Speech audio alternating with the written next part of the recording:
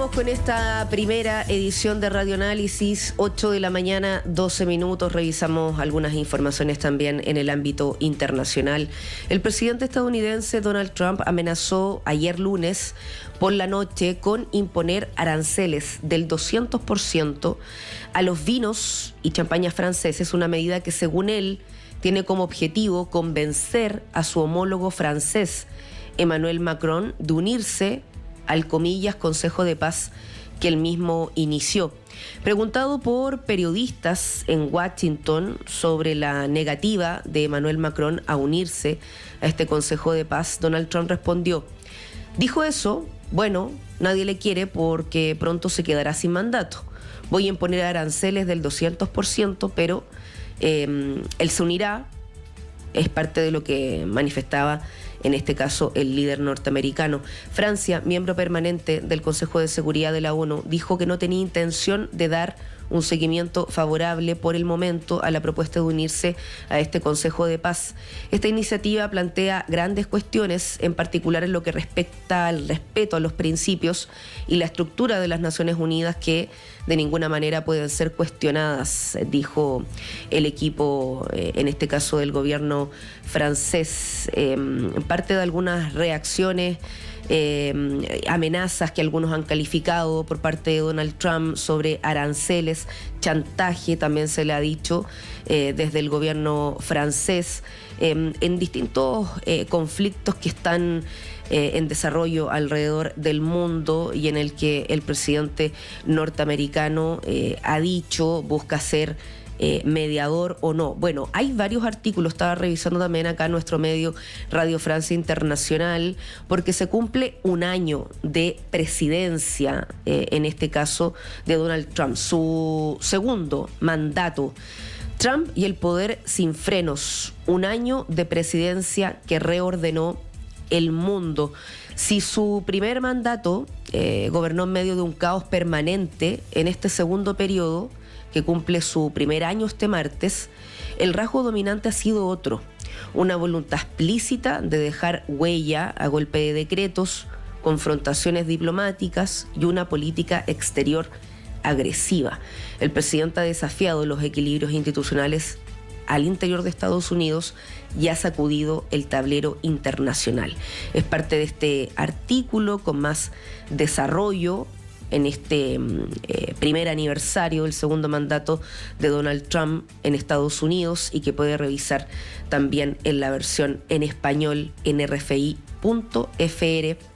Es medio asociado en este caso, y que bueno, aborda, sabemos, los distintos capítulos en los que ha sido cuestionado tanto internamente como en este escenario internacional.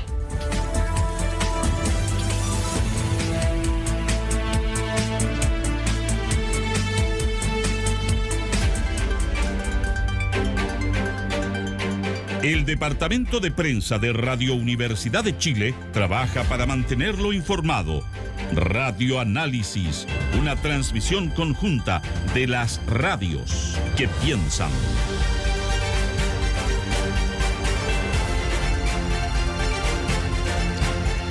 Saludamos a la siguiente invitada en esta primera edición de Radio Análisis. Estoy hablando de la presidenta del Frente Amplio, Constanza Martínez. Bienvenida, muy buen día. Está con silenciado el micrófono, parece. Ahora sí. Ahí sí. Días. Ahí sí, escuchamos perfecto. Muy buen día, muchas gracias por este contacto. Gracias a ustedes por la conversación. Bueno, vienen momentos importantes, estamos en el cierre de la actual administración del presidente Gabriel Boric, también unas últimas jornadas en donde se planteaba, por ejemplo, desde el Partido Socialista en esta coalición, luego de lo sucedido con el caso de Gustavo Gatica, de dar una suerte de paso al costado. Revisamos el fin de semana algunas entrevistas en medios, por ejemplo, de la vocera de gobierno Camila Vallejo, que decía: hemos tenido tensiones, diferencias, pero entendemos que es importante la unidad. Al paso de los días, ¿qué podemos comentar de en qué momento se encuentra la coalición? ¿Qué pasó con este anuncio del PS de paso al costado? ¿Han tenido algunas nuevas instancias de diálogo? ¿Se vienen además reuniones de balances que se han adelantado para fines de enero? ¿Qué podemos comentar al respecto? Bueno, primero me gustaría partir mostrando nuestra solidaridad como Frente Amplio ante los graves incendios que están ocurriendo en el sur de Chile. Nosotros ya activamos varios protocolos internos para que una vez que pueda ser útil también la ayuda de voluntarios puedan ir nuestro frente estudiantil, y vamos a estar varios ahí desplegados, porque es bien importante que en momentos como este podamos tener una reacción rápida, y también toda nuestra solidaridad a quienes nos están escuchando desde allá.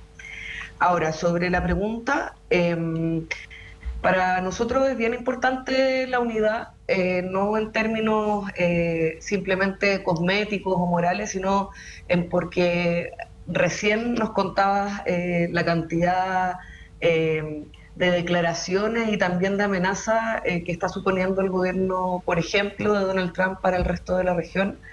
Y ese es uno de los grandes desafíos que vamos a tener que abordar en los años que vienen, y en eso necesitamos un progresismo coordinado, conversando y con capacidad de proyección que permita articular también una visión precisamente progresista en los años que vienen. En eso nosotros como Frente Amplio hemos planteado que nuestra intención es que esta convocatoria sea sin exclusiones, y que podamos entender también las diferencias entre los distintos proyectos. Yo creo que es sano que en un sistema como el nuestro hayan distintas visiones. Yo creo que nuestra diversidad es parte de nuestra mayor fortaleza, y creo que en momentos como este, donde hay discusiones, ajustes, es natural que podamos tener discusiones. A mí me parece por lo mismo que es necesario centrarnos en cuáles son los objetivos principales que tenemos como oposición en el futuro gobierno, más que en las diferencias que, siendo muy legítimas, pueden ayudar incluso a tener un mejor desarrollo de coalición.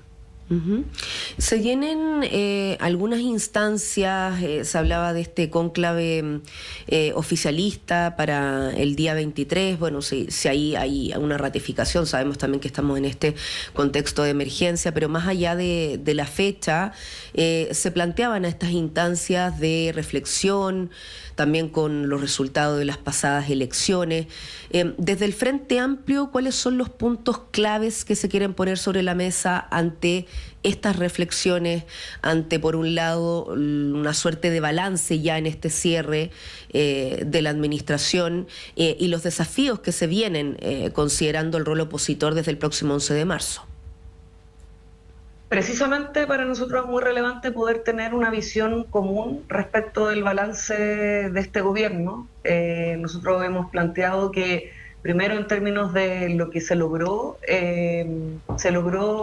poner de pie al país, primero con un gobierno que verdaderamente fuera el de emergencia. No es el de José Antonio Kast, fue el del presidente Boric, después de una pandemia, de una crisis institucional sin precedentes, una crisis económica que estaba al alza con 14% de inflación, y haberlo logrado estabilizar a un 3,5% fue parte de una política seria y responsable que además dispuso varias medidas para poder abordar la crisis de seguridad de mejor manera, y hoy día tenemos un Estado muchísimo mejor preparado para abordar temáticas que no estábamos preparados con anterioridad, como el crimen organizado.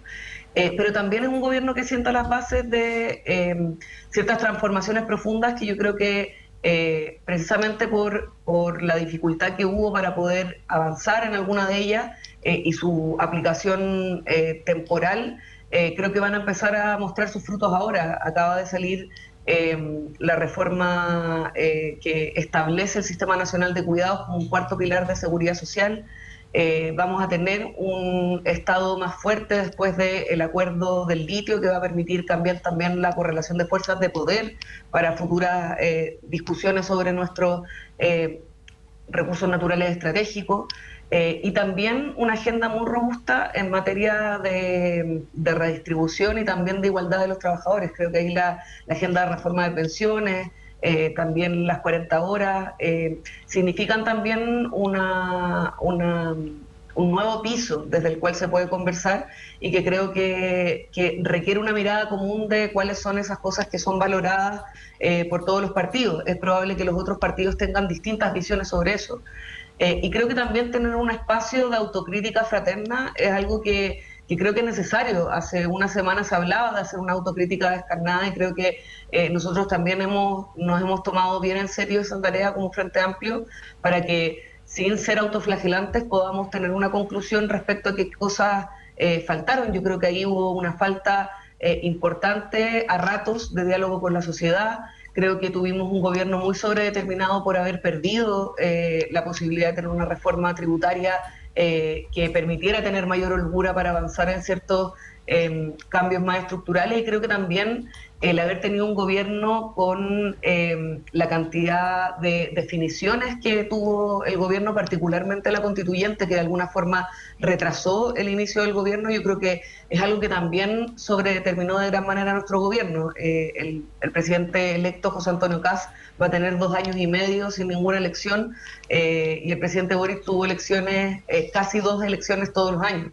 Y por lo tanto creo que esos elementos es bueno tenerlos en la mesa para poder hacer un análisis sopesado y también podamos sentar las bases de una futura oposición, que nosotros ya hemos dicho varias veces, será una oposición dialogante, pero también implacable en aquellos casos que sirvan a las familias chilenas y que supongan un avance o un retroceso en el caso en que se pueda ir analizando con la sociedad. Uh-huh. En estos días también revisaba, por ejemplo, acá algunas declaraciones del senador del Partido por la Democracia, PPD, Pedro Araya. Claro, hablaba también de estas tensiones y que al cierre del mandato de Gabriel Boric el oficialismo llegará dividido. Sabemos que hemos escuchado algunos de estos análisis también en otras voces, y él habla que vamos a tener 2 oposiciones. ¿Cómo observan ese escenario cuando se dice que esta coalición va a llegar al 11 de marzo dividida, y qué impactos podría tener en este caso, si es que así los ve, que desde estos sectores se produzca un quiebre, pensando en alguna de las fuerzas y temas que vayan a posicionar en la próxima administración y que ustedes han planteado les causa preocupación? Mira, creo que por las formas en que estamos debatiendo política hoy día en nuestro país, donde generalmente las posiciones que son más confrontacionales, más derrotistas, ganan más terreno, es fácil decir que un proceso de unidad no es posible. Yo estoy en el grupo de las personas que cree que eso se construye más que se predice. O sea, yo también podría decir, predigo que pueden haber más de una oposición y puedo hacer todo para eso, y eso es bastante más simple que construir en unidad. Yo creo que más que el número de oposiciones, que me parece un ejercicio que no es tan fructífero porque que depende de tanta subjetividad, de tantos partidos, son 9 partidos políticos, sin duda que basta que uno no quiera avanzar en unidad para que eso se destruya. Yo creo más en el trabajo en torno a objetivos, más que en predecir qué es lo que va a ocurrir. Yo creo que vamos a tener que tener una coordinación, y esa coordinación va a tener espacios de mayor cercanía y otros con menos cercanía, y eso es natural. Yo desdramatizaría ese punto. Yo creo que tenemos que centrarnos en los objetivos, en ver qué política internacional va a tener Chile, si vamos a tener una política soberana que defiende nuestros recursos naturales, que defiende nuestra Patagonia, o vamos a tener una política servil a los intereses de Donald Trump, que básicamente hoy día está desdiciendo tratados internacionales, derechos humanos, incluso procedimientos del multilateralismo que sentaron de alguna forma varias de las bases de lo que hoy día somos. Y en eso yo creo que el actual gobierno entrante nos está dando pocas señales de tener una visión ponderada respecto a eso, y creo que como oposición tenemos que tener un rol en eso. Ahora también respecto a lo que hemos avanzado en materia de prestaciones sociales, de gratuidad, incluso de ciertos elementos que hoy día son totalmente contingentes. La semana pasada el posible ministro de Hacienda, que hasta que no se nombre siempre es posible, Jorge Quirós, habló en ICARE hablando de la desregulación total de nuestro sistema de permiso, afectando también a discusiones súper contingentes que tienen que ver con que hoy día tengamos que discutir seriamente sobre el proceso de permiso y de regulación cuando tenemos los incendios que están ocurriendo en el sur. No son creaciones de la izquierda y hemos logrado tener un sistema mucho más robusto y sano, precisamente porque tenemos que avanzar en mayor regularización. Yo creo que hoy día, más que desregular, tenemos que pensar en hacer más eficiente el Estado, pero creo que hoy día falta una ley de incendios y en eso, por ejemplo, nuestro senador electo Diego Ibáñez ha estado poniendo sobre la mesa la necesidad de que de hecho podamos regular a quienes inescrupulosamente utilizan los incendios, y eso es reconocido en muchas partes como una forma también de cambiar el uso de suelo a muchos lugares, y por lo tanto creo que en eso vamos a estar vigilantes y necesitamos una oposición que esté a la altura de afrontar esos desafíos, tanto en avance para las personas como también en posibles peligros de retroceso.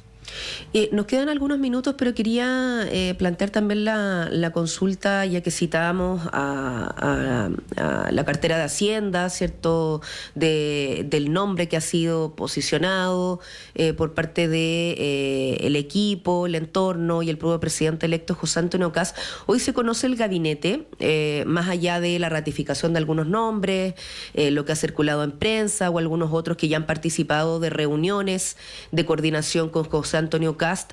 ¿Cómo observa alguna de las prioridades que desde el propio entorno y estos nombres que se han posicionado son parte del diseño que habría decidido finalmente José Antonio Kast, que no necesariamente sería relacionado con la experiencia política desde los partidos?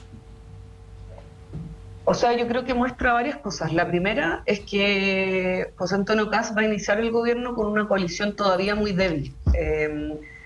De hecho, el Partido Nacional Libertario, que supuestamente era parte del gobierno de coalición, hoy día no es parte del gabinete por una decisión partidaria. Creo que eso también muestra una señal de división y de falta de toma de decisiones finales por parte del presidente electo, de qué mundo le va a hablar, de qué forma va a construir su futuro gobierno. Yo creo que eso, en algún sentido, tiene algún grado de preocupación para saber cuál va a ser el tenor del próximo gobierno y cuáles van a ser las ideas que más se van a escuchar, cuál va a ser la dirección política que va a tener el próximo gobierno. Creo que eso todavía está en duda y que en el fondo también la capacidad de construir liderazgo y coalición es algo bien importante. El presidente Gabriel Boric lo decía con el ánimo de poder llegar a un acuerdo en materia de esa laguna universal o el nuevo financiamiento de la educación superior para poder terminar de una vez por todas con el CAE, dos elementos que son muy centrales para las familias chilenas y que podrían suponer un descanso también para varios de ellos, y que ha tenido un trabajo prelegislativo muy importante. Hoy día no cuenta y no ha contado, por supuesto, con el apoyo ni del Partido Republicano ni con el Partido Nacional Libertario, y creo que eso también muestra de que no ha habido una determinación clara de cómo se va a gobernar, con quiénes se va a gobernar y de qué forma también se puede liderar un proceso siendo el presidente de todos los chilenos y no siendo el presidente solamente de un sector. Yo creo que eso es importante. Y lo segundo, respecto a los nombres, yo creo que, por supuesto, siempre esa es una decisión absolutamente soberana por parte del presidente de la República, pero a mí sí me llama la atención que al final los que están corriendo son nombres que han sido bien opositores a cualquier cambio, que han sido parte de procesos muy complejos para nuestro país, como es también en el caso de Quirós, las colusiones de los pollos y también de las farmacias, que significaron también un problema bien fuerte para las familias chilenas. Así que yo creo que todavía estamos esperando a ver cómo ese gabinete se va a desarrollar y que ojalá que por el bien de Chile puedan tener un buen desempeño. Agradecemos esta mañana a la presidenta del Frente Amplio, Constanza Martínez. Que tenga buena mañana. Buena mañana para ustedes también. Un abrazo.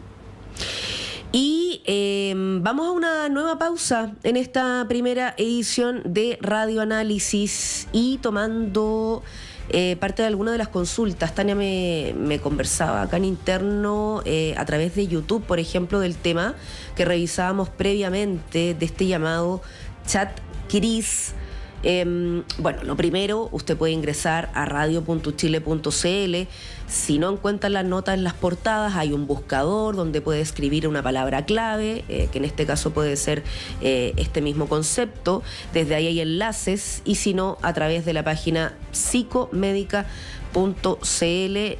también hay ahí más información, bueno, aportando con estas reflexiones también de la utilización de la inteligencia artificial. Así que dejamos también ahí ese detalle a propósito de algunas consultas. 8 de la mañana, 33 minutos, y al regreso, panel político.